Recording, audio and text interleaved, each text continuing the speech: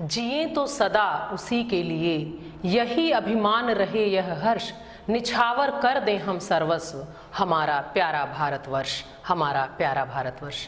प्यारे बच्चों, मैं डॉक्टर चारुशीला सिंह हिंदी की कक्षा में आप सभी का स्वागत करती हूँ।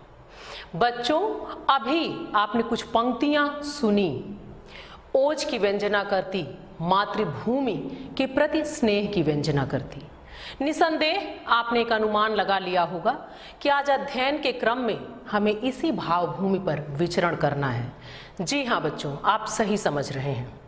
आज हम इसी भावधारा में बहेंगे, ओज की भूमि पर आज हम विचरण करेंगे। पिछली कक्षा में अध्ययन के क्रम में काव्य खंड के अंतर्गत आपने भक्ति की मंदाकिनी में अवगाहन किया। बच्चों, अब हम वहां से आगे बढ़ चुके हैं। अब हम पूर्व मध्यकाल से निकलकर उत्तर मध्यकाल अर्थात रीतिकाल में आ गए हैं। और आज जो हमारे और आपके अध्ययन का विषय है वो रीतिकाल की प्रचलित धारा से भी भिन्न है। रीतिकाल, जिसे श्रृंगार काल भी कहा जाता है, क्योंकि श्रृंगारिक रचनाएं ही अधिक हुई, वही पहचान है रीतिकाल की। लेकिन ध्यातव्य है कि उस श्रृंगारिकता के बीच, उस माहौल में भी एक नवीन भावधारा भी फूट पड़ी थी रीतिकाल में, राष्ट्रीय चेतना की। राष्ट्रीय चेतना के जो प्रतिनिधि कवि हैं रीतिकाल के, वो हैं महाकवि भूषण। आज हम महाकवि भूषण के साथ साथ उनके द्वारा विभूषित किए गए शिवा शौर्य को पढ़ेंगे। बच्चों, आज का जो हमारा अध्ययन का विषय है, जो प्रकरण है, वो है शिवा शौर्य। जैसा कि नाम से ही पता चल रहा है कि ये गाथा है शौर्य की, हमारे गर्व की, हर्ष की, स्वाभिमान की। और ये है किसकी? ये वीर शिवाजी की है।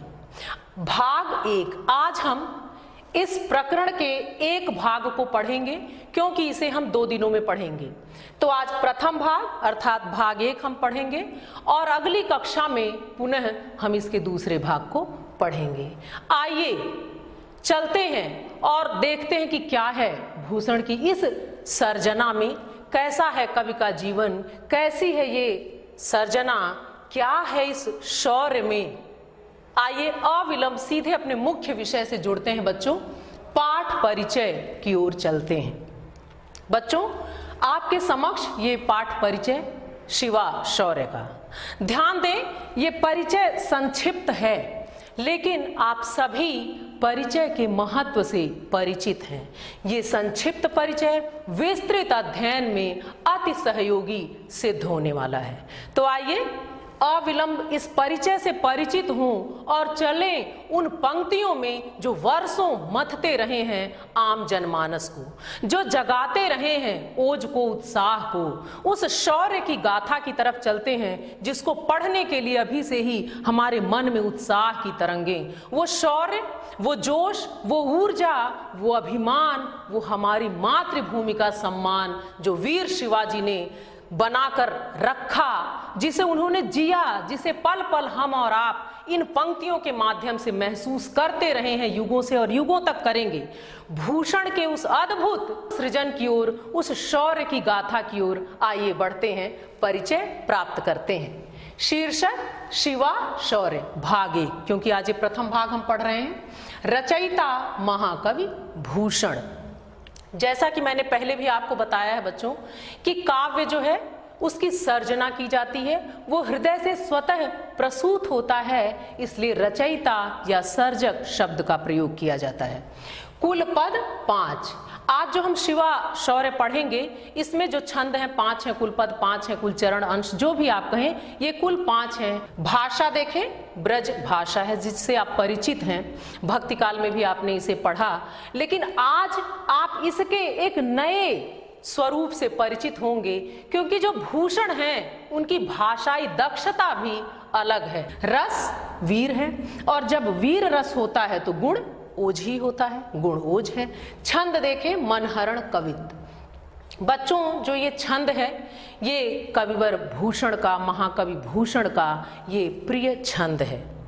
और जब वो अपने नायक का चरित्र गा रहे हैं, उसकी सर्जना कर रहे हैं, तो अपने प्रिय छंद में उन्होंने किया है, वैसे बहुत सारे छंदों का प्रयोग किया, लेकिन जो मनहरण कवित्व है ये उनके मन का छंद है। और ये कैसा है, इसकी लय क्या है, गति क्या है, तुक क्या है, प्रवाह क्या है, प्रभाव क्या है आपके और हमारी चेतना पर, ये अभी हम थोड़ी ही देर में महसूस करेंगे। ये जितने भी पद हैं सभी शिवा बावनी से लिए गए हैं।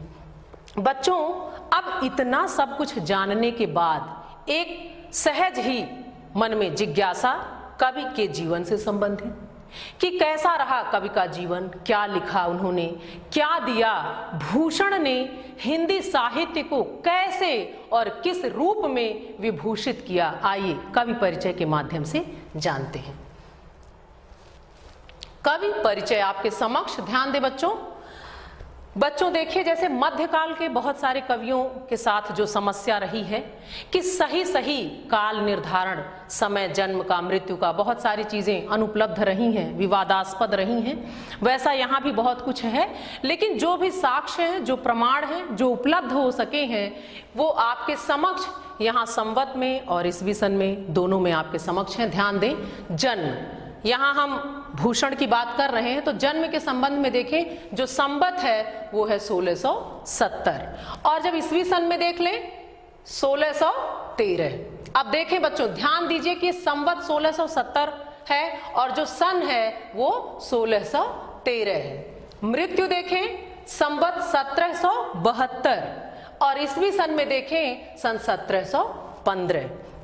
इसमें भी कई विवाद आते हैं बच्चों। मिश्र बंधु विनोद वो कहते हैं 71 है, लेकिन यहाँ आचार्य पंडित रामचंद्र शुक्ल की बात को हम प्रमाण मानते हैं, उन्होंने 1670 ही माना है और ज्यादातर प्रमाण इसी के मिलते हैं।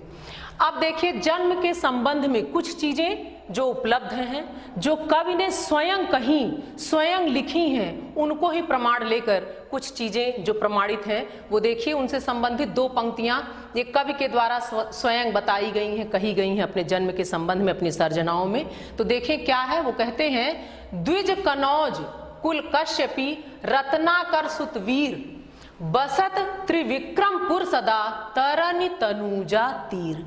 जिससे ये स्पष्ट होता है कि आप कान्यकुब्ज ब्राह्मण थे और कश्यप आपका गोत्र।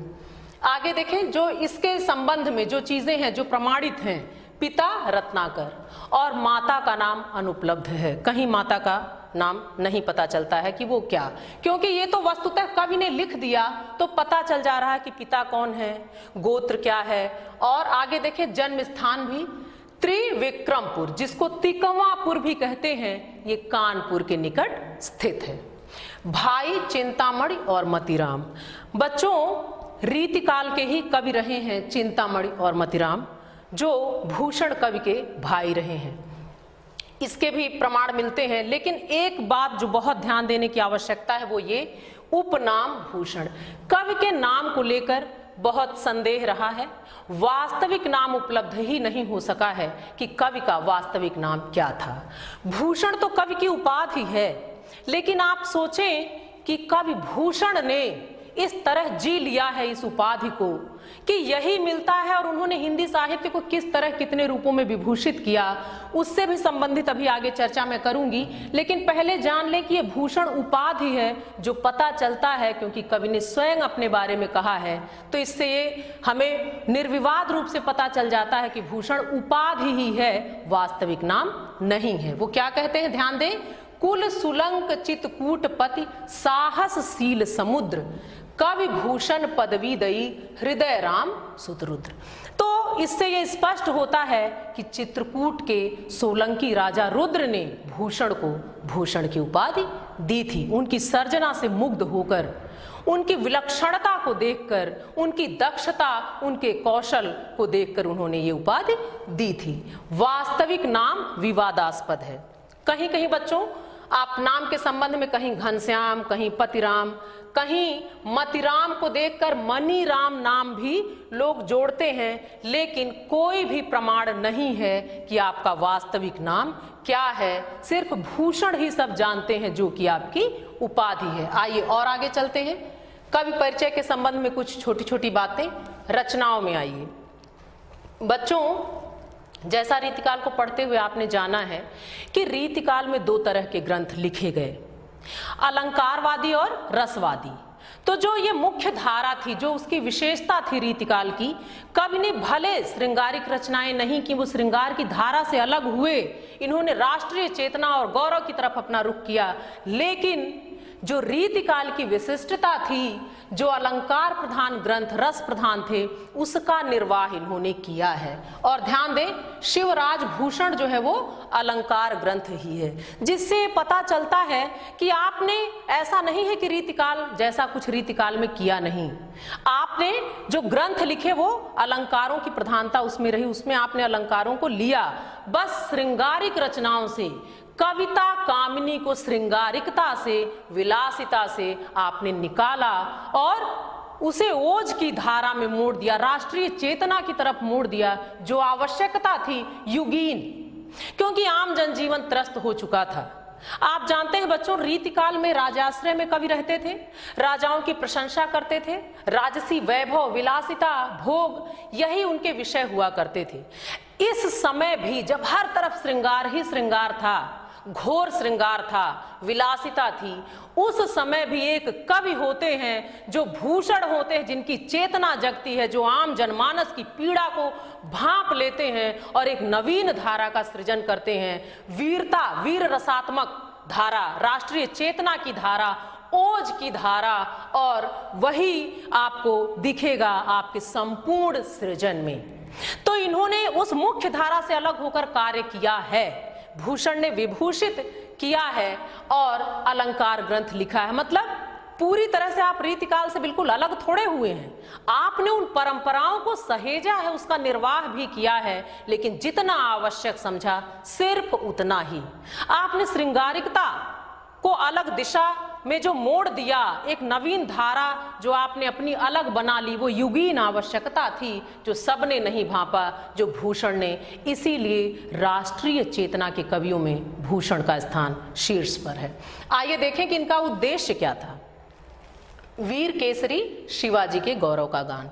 और भूषण जो एक शब्द है, जो एक उपाधि है, जो एक नाम है, देखें इसका कवि के जीवन में कितना महत्व रहा। उन्होंने स्वयं क्या लिखा है, शिव चरित्र लख यो भयो, कवि भूषण के चित्त, भांति भांति भूषणनि सो, भूषित करो कवित, सुकविन सो सुनि सुनि कछुक, समुझ कविन को पंथ, भूषण भूषण मय करन, शिव भूषण शुभ ग्रंथ। अब देखिए, जैसा कि एक प्रसंग आता है बच्चों कि कवि भूषण बहुत ही कई राजाओं के आश्रय में रहे, लेकिन ये कहते थे कि मैं यशोगान उनका करूंगा जो यौनों के आतंक से हमें मुक्ति दिला दे, जो आम जनजीवन की पीड़ा को समझे, जो श्रृंगारिकता में ही न लिप्त रहे, भोग विलास में न लिप्त रहे, जो वास्तविक जो समय की जरूरत थी उसको समझें। क्योंकि वो जो समय था, औरंगजेब का समय था, कैसा आम जनजीवन उसके किस तरह से उसने त्रस्त कर रखा था, उनकी पीड़ा की तरफ किसी कवि का ध्यान नहीं जा रहा था। लेकिन जब इनको पता चलता है कि वीर शिवाजी ने ये प्रण किया है कि मैं आम जनजीवन की पीड़ा को हरूंगा, मैं औरंगजेब से टक्कर लूंगा, उसे पराजित करूंगा, उसे यहां से भगा दूंगा, तब कवि ने ये निश्चय किया कि मैं शिवाजी का ही गुणगान, उनका यशोगान करूंगा। और वो स्वयं ये लिखते हैं कि भूषण भूषण मय करन, शिव भूषण शुभ ग्रंथ। अब कवि भूषण कहते हैं कि भूषण भूषण मय करन, इस भूषण का अर्थ आप अलंकार ग्रंथ से लगा लें कि रीतिकाल की परंपरा का निर्वाह भी भूषण कर रहे हैं, कि भूषण भूषण में अलंकृत करने के लिए शिव भूषण शुभ ग्रंथ, मैं शिवाजी के चरित्र को विभूषित करने के लिए ये ग्रंथ लिख रहा हूं, शिवराज भूषण। आइए देखें इनके कितने ग्रंथ उपलब्ध हैं। कहीं 5 की चर्चा की जाती है, कहीं 6 की जाती है, लेकिन बच्चों चर्चा से कुछ नहीं होता है। वास्तविक रूप से जो उपलब्ध हैं वो देखें, वो 3 ही हैं। कौन कौन सी? शिवराज भूषण, शिवा बावनी, छत्रसाल दशक और कुछ स्फुट छंद हैं। आइए अब हम चलते हैं और आगे और देखते हैं साहित्य में कवि के स्थान को। ध्यान दे बच्चों, श्रृंगार से परिपूर्ण रीति काल में उत्पन्न होकर भी भूषण तत्कालीन प्रभाव से पूरी तरह मुक्त रहे। अतः वे वीर रस के ही नहीं अपितु समूचे राष्ट्र के, भारतीय संस्कृति के और उसके साथ साथ स्वाभिमान के पोषक उच्च कवि हैं। आप देखें कि उस माहौल से, उस वातावरण से भी आप बिल्कुल अलग रहे। उनका उदात्त वर्णन, वीर रसात्मकता पूर्ण उद्गार भारतीय जनता की अमूल्य निधि बन चुके हैं। रीतिकाल में मौलिक उद्भावना करने वाले वे महान कवि हैं और इस प्रकार तत्कालीन कवियों में उनका सर्वोच्च स्थान है। बच्चों आप देखें, कहते हैं कि आसपास का वातावरण हमें और आपको प्रभावित अवश्य करता है, लेकिन आप भूषण को देखें कि उन्होंने आवश्यकता जिस चीज की समझी, अपने सृजन को वो दिशा दे दी, उधर मुड़ गए, उधर इन्होंने अपना रुख कर लिया और तभी ये शिवा शौर्य और छत्रसाल प्रशस्ति हमारे और आपके समक्ष है। आइए सीधे सीधे अब अपने मुख्य विषय की ओर चलते हैं। कवि के जीवन की बहुत सारी चर्चाएं हैं, यहाँ हमने एक संक्षिप्त चर्चा की। आइए अब सीधे मुख्य विषय की ओर चलें और सबसे पहले परिचित हों पाठ के मूल भाव से। मूल भाव अर्थात केंद्रीय भाव, जिनको लेकर सर्जना हुई है, वो क्या है केंद्रीय भाव? परिचित हो बच्चों, ध्यान दें। वीर रस के सिद्ध कवि भूषण ने शिवाजी के अदम्य साहस और शौर्य का अतिशयोक्तिपूर्ण वर्णन किया है। कवि ने वर्णित किया है कि जब शिवाजी की सेना युद्ध के लिए प्रस्थान करती है तो, ध्यान दें यही हमें पढ़ना है, तो संपूर्ण विश्व में हलचल मच जाती है। इस हलचल के वर्णन को अभी हम महसूस करेंगे और शिवाजी के प्रताप के समक्ष बड़े बड़े पराक्रमी राजा भी नतमस्तक हो जाते हैं। बच्चों देखिए, अभी हम महसूस करेंगे कि ये जो हम यहाँ मूल भाव पढ़ रहे हैं, क्या ऐसी ही पंक्तियां हैं? बस ये अभी थोड़ी देर में हम महसूस करेंगे। और देखें क्या है कि नतमस्तक हो जाते हैं और अंत में कवि ने शिवाजी की कीर्ति का अत्यंत चमत्कारपूर्ण वर्णन किया है। आइए सीधे सीधे अब हम चलते हैं अब शिवा शौर्य की पंक्तियों में। बच्चों इस नाम से, इसके महत्व से आप परिचित हो चुके हैं। अब हम आ गए हैं अपने अभीष्ट की ओर, जो आज हमें पढ़ना है। आज हम परिचित होंगे भूषण के उस भाषाई कौशल से, उस दक्षता से जिसकी बार बार कई बार चर्चा हो चुकी है। आइए अविलंब इन पंक्तियों के पाठ की ओर चलते हैं। सबसे पहला काम बच्चों, हमें इन पंक्तियों का पाठ करना है। पाठ के महत्व से आप सभी परिचित हैं। आप जानते हैं कि पाठ का क्या महत्व होता है, लेकिन पाठ को सही तरीके से ही करना चाहिए। आपने देखा होगा कि एक सामान्य पाठ होता है और एक होता है छंद विधान के आधार पर। बच्चों वस्तुतः देखा जाए तो सामान्य तो कोई पाठ होना ही नहीं चाहिए, क्योंकि इन पंक्तियों की सर्जना ही होती है जिन छंदों के आधार पर, जिस रस के आधार पर, जिस भाव के आधार पर, जिस दक्षता से, जिस कामना से, जिन भावों को लेकर इनका पाठ भी उसी तरह, उसी अनुरूप होना चाहिए। तभी ये हमारे मन मानस पर वैसा ही प्रभाव डालती हैं जैसा सोचकर, समझकर कवि ने इसे रचा है। तो आइए बच्चों, ये पंक्तियां हैं ओज की, उत्साह की। इसमें उतरते हैं और देखते हैं कि भूषण ने किस तरह विभूषित कर दिया है शिवाजी के शौर्य को। आप ये युद्ध के लिए प्रस्थान कर रहे हैं, यहीं से वर्णन प्रारंभ हो रहा है, आपने मूल भाव में पढ़ लिया है। आइए सीधे सीधे छंद विधान के आधार पर पढ़ती हूं। छंद की तुक, लय, गति, ताल, आरोह, अवरोह, विराम, प्रवाह के साथ पढ़ेंगे तभी इसका प्रभाव हमारे और आपके मन मानस पर पड़ेगा। आइए बच्चों पाठ करते हैं, ध्यान दें। साज चतुरंग सैन्य अंग में उमंग धारी, सरजा शिवाजी जंग जीतने चलत है। भूषण भनत नाद बिहद नगारन के, नदी नद मद गैबरन के रलत है। ऐल फैल खैल भैल खलक में गैल गैल। बच्चों, ये नाद सौंदर्य, ये ध्वन्यात्मकता आप महसूस करें। ऐल फैल खैल भैल खलक में गैल गैल, गजन की ठैल पहले सैल उसलत है। तारा सो तरनी धूरी धारा में लगत जिमी, तारा सो तरनी धूरी धारा में लगत जिमी, थारा पर पारा पारावारियों हलत है। अद्भुत पंक्तियां हैं बच्चों। आइए अब इनके मर्म की तरफ चलते हैं, इनके अर्थों में उतरते हैं और जानते हैं कि क्या कह दिया है कवि भूषण ने, कैसे विभूषित कर दिया इन पंक्तियों को। उत्साह और उल्लास मैं स्वयं में भी महसूस कर रही हूं। वस्तुतः सही ढंग से पाठ का यही प्रभाव भी पड़ता है। और जब बात भूषण की पंक्तियों की हो रही है बच्चों, तो कहते हैं कि इनकी पंक्तियों में एक ऐसा ओज है, ऐसा प्रवाह है और ऐसा प्रभाव है कि एक बार औरंगजेब का भी हाथ अपनी मूंछों को ताव देने के लिए उठ गया था, जबकि उसने प्रतिज्ञा की थी कि वो ऐसा नहीं करेगा।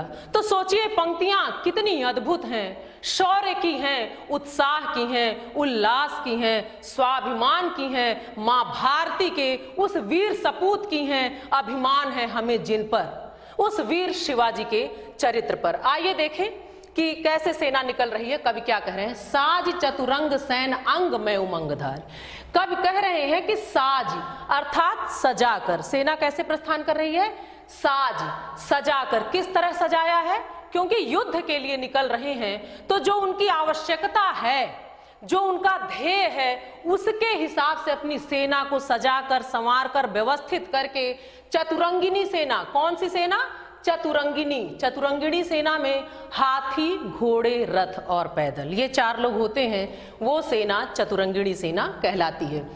तो देखिए कवि कहते हैं साज चतुरंग सैन, सैन मतलब सेना, कि शिवाजी जो है वो अपनी चतुरंगिनी सेना को सजाकर और अंगमय उमंग धारी, और अपने अंग प्रत्यंग में, पूरी सेना में, उसके मन में, उसकी मानस में, उसकी चेतना में उत्साह और उल्लास भरकर सरजा शिवाजी जंग जीतन चलत हैं। सरजा शिवाजी की उपाधि थी। सरजा का अर्थ होता है सरदार और सरजा का एक अर्थ सिंह भी है। तो देखिए कवि कहते हैं कि जो शिवाजी हैं वो अपनी चतुरंगिणी सेना को सजाकर और अंग प्रत्यंग में उमंग धारण करके जो ये सरदार शिवाजी हैं वो जंग जीतने के लिए निकल पड़े हैं। भूषण भनत नाद बिहद नगारन की। ध्यान दे बच्चों, भूषण भनत, भनत का अर्थ होता है कहना।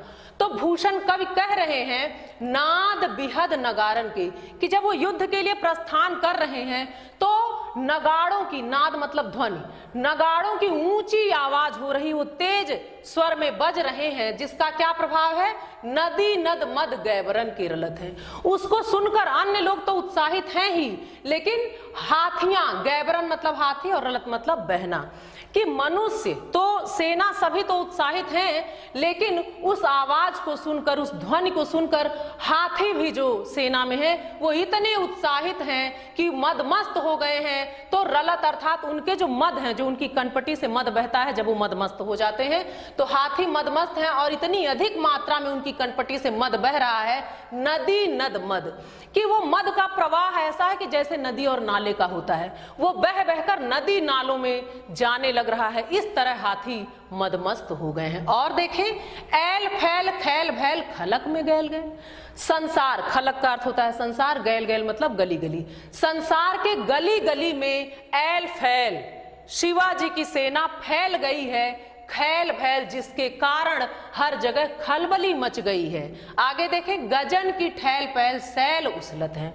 और जो हाथी हैं वो आपस में जब उनकी धक्का मुक्की हो रही है, एक दूसरे से टकरा रहे हैं, तो उनकी ठसक से, उनकी धसक से, उनके धक्का मुक्की से, उनके टकराने से सैल अर्थात जो पर्वत हैं वो भी उखड़ने लगते हैं, उछलत हैं, वो भी उखड़ रहे हैं, ढीले पड़ गए हैं। ऐसा प्रभाव है शिवाजी की सेना का। तारा सो तरन धूरी धारा में लगत जिमी, थारा पर पारा पारावारियों हलत है। ध्यान दे बच्चों कि कवि कहते हैं तारा सो तरनी, तरनी अर्थात सूर्य, कि सूर्य है जो तारा सो तारे के समान दिखाई दे रहा है। क्यों? धूरी धारा में लगत जिम, जब इनकी सेना प्रयाण कर रही है, प्रस्थान कर रही है, वो उत्साहित है, उल्लसित है, हाथियां मदमस्त हैं, तो उनके पैरों से जो धूल उड़ रही है। और आप ध्यान दें, चतुरंगिणी सेना की बात हुई है। मनुष्य तो हैं ही, सेना के लोग तो हैं ही, लेकिन जानवर भी हैं, और जानवरों के खुरों में बहुत अधिक मात्रा में धूल एकत्रित हो जा रही है। और जब सब चल रहे हैं तो धूल इतनी अधिक उड़ रही है कि उस धूरी धारा, उस धूल की धारा में जो सूर्य है वो तारे के समान प्रतिबिंबित हो रहे हैं। यहां कहने का तात्पर्य यह है कि सूर्य की चमक मंद पड़ गई है शिवाजी के शौर्य के समक्ष। और क्या क्या हो रहा है? थारा पर पारा पारावार यूं हलत है, और पृथ्वी में एक ऐसा कंपन हो रहा है इस सेना के चलने से, उनके उल्लास से, उनके उत्साह से, कि पारावार अर्थात समुद्र है जो वो हिल रहे हैं। लेकिन वो कैसे हिल रहे हैं? थारा पर पारा, पृथ्वी पर जो समुद्र है वो इस तरह हिल रहे हैं पृथ्वी के कंपन से कि ऐसा लग रहा है कि थाली में पारा हिल रहा हो। अद्भुत सौंदर्य इन पंक्तियों का। आइए बच्चों अब चलते हैं काव्यगत सौंदर्य। भाषा देखें, भाषा जो है वो है ब्रज, जो आज आपने ब्रज भाषा को एक अलग रूप में देखा। रसवीर है, गुणोज है और शैली मुक्तक है, क्योंकि ये अपने आप में अपने अर्थ के लिए मुक्त है, अगले पर वो टिका हुआ नहीं है। छंद देखें, मनहरण कवित्व। अभी आपने पढ़ा कि मनहरण कवित्व है, क्या होता है? ध्यान दे बच्चों, मनहरण छंद में प्रत्येक चरण 31 अक्षर का होता है। साधारणतः 16 और 15 अक्षरों पर विराम होता है और अंत का अक्षर दीर्घ होता है। अब देखिए ध्वन्यात्मक सौंदर्य इस कविता में था, इस पद में था। कहां कहां? कवि ने विशेष ध्वनि वाले वर्णों का प्रयोग करके नाद सौंदर्य उत्पन्न कर दिया है। ये नाद सौंदर्य देखिए क्या था? एल फैल खैल बैल खलक में गैल गैल, ये आपने महसूस किया। तो ये नाद सौंदर्य। अतिशयोक्ति अलंकार, आप देखें नदी नद मद गैबरन के रलत है। अभी आपने पढ़ा कि मद इतनी अधिक मात्रा में है कि नदी नाले जैसा प्रवाह है और नदी नाले भी भर जा रहे हैं। तो ये अतिशयता है, तो अतिशयोक्ति अलंकार है। उपमा देखें, तारा सो तरन, तारा के समान सूर्य को कह दिया गया, तो यहाँ उपमा अलंकार है। तारा सो तरन धूरी धारा में लगत जिमी, थारा पर पारा पारावार यों हलत है। तो यहाँ पर देखिए उपमा अलंकार आया बच्चों। तो आपने महसूस किया कि कैसा रहा ये प्रवाह, ये प्रभाव कवि की पंक्तियों का, उनके ओज का, उनके उत्साह का, उनकी दक्षता का, उनकी भाषाई कौशल का। आइए और आगे बढ़ते हैं। इन पंक्तियों को एक बार ध्यान से देख लें जिन्हें अभी आपने पढ़ा है। इनके आधार पर ही आपको कुछ अभ्यास प्रश्न दे रही हूं। ध्यान दें, ये 4 पंक्तियां रेखांकित हैं, आपने देख लिया। आइए इनके आधार पर कुछ प्रश्न देखें जो आपको स्वयं से करने हैं। क्या क्या है वो ध्यान दें अभ्यास कार्य में। पहला देखें, उपर्युक्त पद्यांश के शीर्षक और कवि का नाम बताइए। रेखांकित अंश की व्याख्या कीजिए। फिर देखें आपको क्या करना है, प्रस्तुत पद्यांश में कवि ने किस समय का वर्णन किया है। आपने पढ़ लिया है, आप आसानी से इसे कर लेंगे।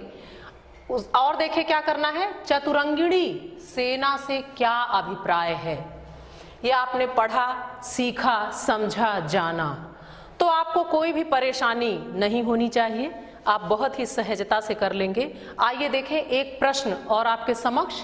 क्या है ये? कवि भूषण के जीवन पर संक्षिप्त प्रकाश डालते हुए उनकी कृतियों का उल्लेख कीजिए। संप्राप्ति, हमने और आपने आज क्या पाया? आज हमने जाना है भूषण की उस भाषाई कौशल को, उस दक्षता को हमने पंक्तियों में उतरकर उस प्रवाह को, ओज की उस गति को, उसके प्रभाव को हमने महसूस किया है। आज के लिए बच्चों बस इतना ही। अगली कक्षा में पुनः मिलेंगे। धन्यवाद।